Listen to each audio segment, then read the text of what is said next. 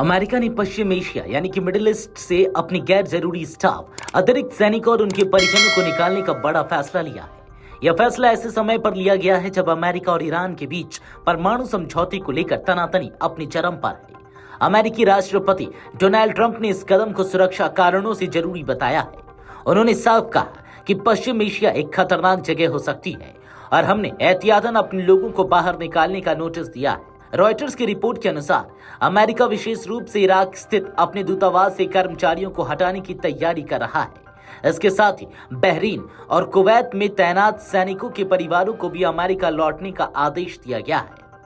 America के रक्षा मंत्री पीट हेग्सेथ ने इसे एक पूर्व एहतियाती कदम बताया है और कहा कि हमारे लोगों की सुरक्षा सर्वोपरि है। वर्तमान में अमेरिका और ईरान के बीच परमाणु समझौते को लेकर बातचीत लगातार विफल हो रही है। अमेरिका का आरोप है कि ईरान गुपचुप तरीके से परमाणु हथियार विकसित कर रहा है, जबकि ईरान इस आरोप से इनकार करता आया है।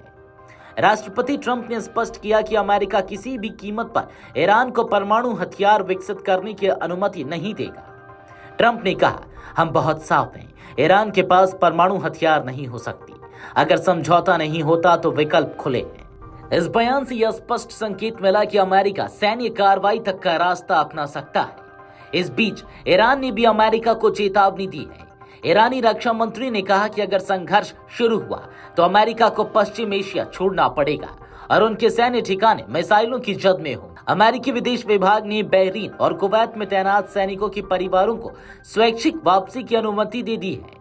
वहीं इराक में अमेरिकी दूतावास से संयमित प्रस्थान की योजना बनाई गई है। इराक में फिलहाल 2500 अमेरिकी सैनिक तैनात हैं और वहां तेहरान समर्थित कई सशस्त्र गुट भी सक्रिय हैं, जो अमेरिका के लिए चुनौती बन सकते हैं। एक अमेरिकी अधिकारी ने बताया कि बहरीन में मौजूद अतिरिक्त कर्मचारियों को विशेष रूप से प्राथमिकता दी जा रही है। इराक, कतर, संयुक्त अरब अमीरात और कुवैत जैसे देशों में अमेरिकी सैन्य ठिकाने मौजूद हैं, जो मुख्य रूप से तेल उत्पादन और समुद्री सुरक्षा के लिए अहम माने जाते हैं।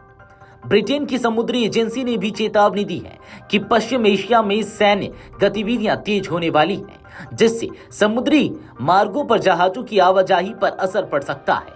खास तौर पर ओमान की खाड़ी, होमरुज जलडमरू मध्य और फारस की खाड़ी जैसे जलमार्गों से गुजरने वाले जहाजों को सतर्क रहने की सलाह दी गई है। ये सभी क्षेत्र ईरान की सीमा के निकट हैं। वहीं दूसरी ओर इजराइल और ईरान के बीच भी तनाव गहराता जा रहा है। ऐसी खबरें थी कि इजराइल ईरान के परमाणु ठिकानों पर हमला करने की योजना बना रहा है। अमेरिकी मीडिया के मुताबिक राष्ट्रपति ट्रंप ने हाल ही में इजरायली प्रधानमंत्री बेंजामिन नेतान्याहू से फोन पर बातचीत की और उन्हें संयम बरतने की सलाह दी। ट्रंप ने नेतान्याहू से कहा कि किसी भी प्रकार की सैन्य कार्रवाई स्थिति को और बिगाड़ सकती है। इस संवाद से स्पष्ट है कि अमेरिका क्षेत्रीय युद्ध से बचना चाहता है, लेकिन किसी भी परिस्थिति के लिए तैयार भी है। अमेरिकी विदेश विभाग और पेंटागन अब मिलकर इराक, बहरीन, कुवैत और इरबिल में स्थित अमेरिकी दूतावासों से कर्मचारियों को निकालने की प्रक्रिया को तेजी से अंजाम दे रहे हैं। जानकार सूत्रों के अनुसार इसे अनौपचारिक रूप से ऑपरेशन एग्जिट कहा जा रहा है। यह फैसला अमेरिकी खुफिया एजेंसियों की हालिया रिपोर्ट के बाद लिया गया है, जिसमें क्षेत्र में अमेरिकी हितों पर संभावित खतरे की चेतावनी दी गई थी। फिलहाल अमेरिका यह साफ कर चुका है कि वह किसी भी संघर्ष से पहले अपने नागरिकों और सैनिकों की सुरक्षा सुनिश्चित करना चाहता है, लेकिन ईरान पर दबाव बनाए रखने की नीति में कोई ढील नहीं दी गई है।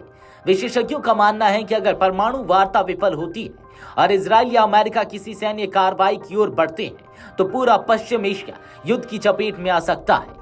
इस पूरी स्थिति में अगला कदम क्या होगा, अब यह वॉशिंगटन और तेहरान की रणनीति पर निर्भर करेगा।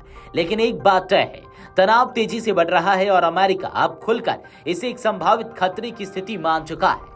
Video desk अमरउजाला.com।